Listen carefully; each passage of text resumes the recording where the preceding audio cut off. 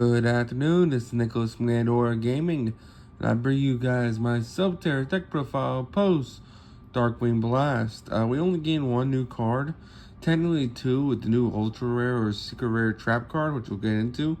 But I really do think that this new card is fantastic for the archetype, and I can't wait to go into it. So first things first, if you don't know what Subterror Guru is, or a whole Guru flip control deck, this is a control-based strategy that revolves around flip monsters of different types.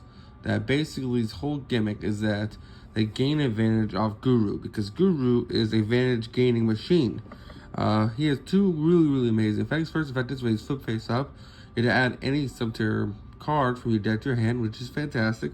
And then he also has the effect where if he does no Subterror card face up on the field while he's on the field, he's a quick effect Book a Moon to himself and another monster your opponent controls, or another card you control. It just books the moons anything, which is really powerful. Really strong monster, 1800 defense, 1600 attack. He's not a slouch either in the attack defense either, and he's just overall a great monster. He's also a dragon, which again, there can only be one. Does not hurt this deck because we play literally every type in the game, which is really powerful.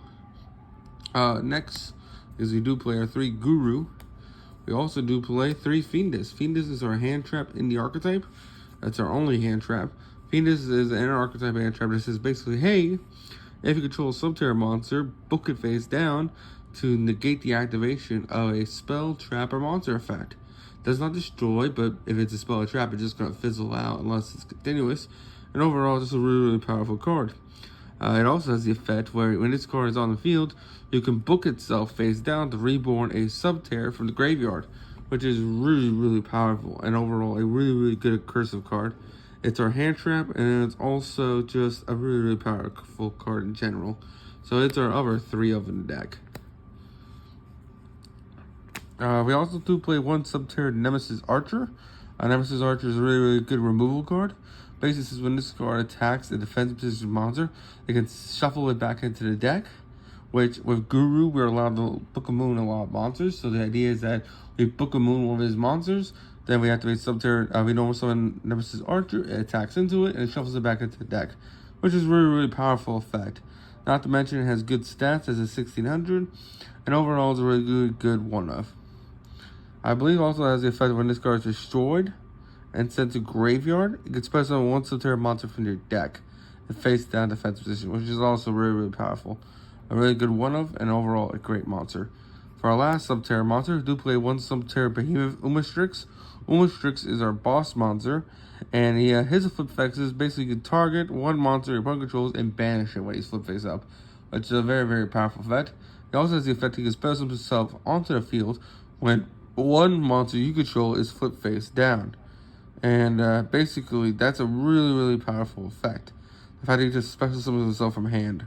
And then he has the effect where he can book himself, which is really powerful.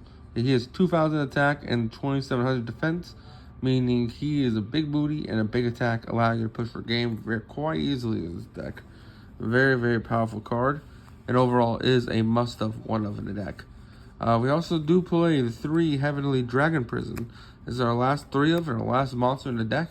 We're only playing this guy because he protects our back row. Not to mention he's a 3000 rock wall that we can summon onto the field in order not only push for game, but also to set really powerful cards during our turn. Because he has the effect when he's special summoned off the, basically when a trap activates, either during either player's turn, he can special summon himself, and he sets a card directly from deck that can't be activated this turn. But it doesn't matter because basically you can set, like, let's say, Pot of Extravagance during your opponent's turn, and then next turn you just activate it and draw 2, which is really powerful. Really strong effect, and overall a great card. Now we go over to the spells. We play 3 of the field spell, which is Hidden City. I wish Hidden City said Subterror card, or is always treated as a Subterror card, but then this deck would be a little too broken. Hidden City is one of the most powerful cards. When this card is activated, you just add a Subterror monster from your deck to your hand. And then it has the effect where once a turn, you can flip a monster and that was face down, face up, and you can use the effect once a turn. It also has the effect where your opponent attacks a face down monster, you can flip it face up, that monster, and then you can negate the attack, which is really powerful. Everything about this card says, let's control the game, And let's do it correctly, shall we? It adds on activation, it Book of Moons and books up monsters. Really powerful card. We also do play the one Terraforming to get it, because it's our really only way to get to this card.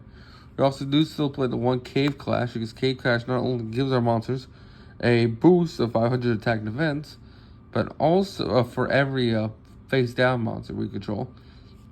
But or your opponent controls, it counts both, which is really solid.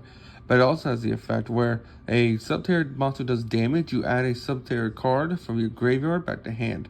Meaning it's how we're adding back Phoenix from our hand when we use it as an Omni Negate, which is really powerful. Now we play our one new of Terra's a Hidden City. This card is a phenomenal card to help push your game, but it doesn't do anything on its own, so it's a one-up. Also, it's not searchable, so that's the other issue. I considered putting it at 3 just for the gimmick of it, but decks are a little too fast nowadays. That 3,000 attack Guru isn't enough. But it does have some really good effects. So basically, your opponent can target set monsters you control with card effects. Also has the effect where basically all monsters that are flip face up gain 1,500 attack and defense, which is a really powerful effect. Really strong card, and overall I really like it to help push your game, because Guru plus 15 becomes a 3,100. Phoenix becomes a big monster. Umastric just gains a shit ton of attack. It becomes a 35, not counting Cave Clash boost. Really powerful card, and overall just fantastic.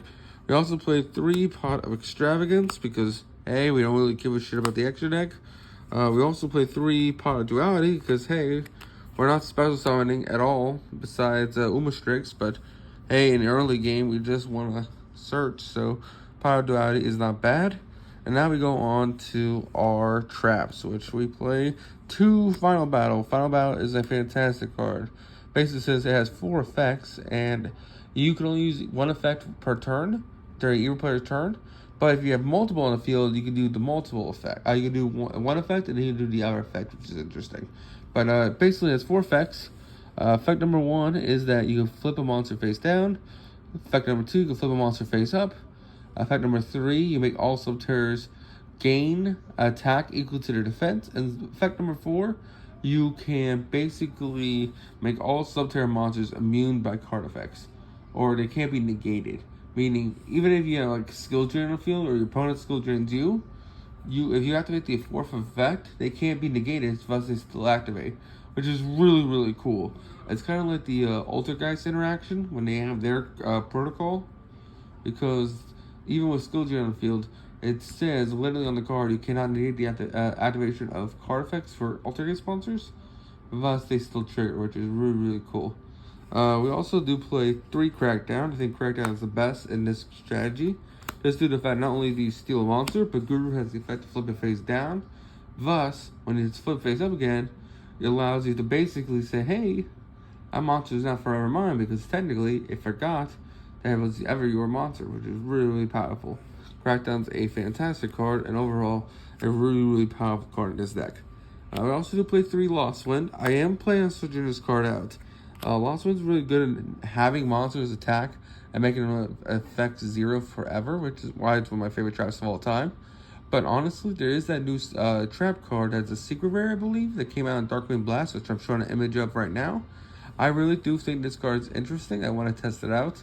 So if you're wondering, hey, why aren't you playing this card? Because this card basically says, hey, flip all monsters your opponent controls face down, and then if they weren't flipped face down, send them to grave, which is a really powerful effect. Well, I just wanted to test out Lost One first. And I don't own that card because I pulled 3 boxes and never pulled 1. Also, I think on a time of recording, it's like $4 and my store doesn't own any. So, and what can you do? We also do play 3 Imperm because Imperm is another really good hand trap. That is a trap card because it doesn't inflict with the deck. Not to mention it helps us go second, which this deck can have a big issue with. And finally, 3 Torrential Tribute, because sometimes you just need to nuke the board. Anyway, that is it for the deck profile. I hope you all enjoy. If you're talking about extra deck, there really is no extra deck for this deck. It's literally just Entis targets. And you don't even play Entis targets, so you're not playing Dumback and Punishment. Honestly, the extra deck does not matter. You literally put anything you want for it, which is really cool. It's a very, very cheap deck to make, and I hope you all enjoy. Take care, and don't do anything stupid. See you all in the next one.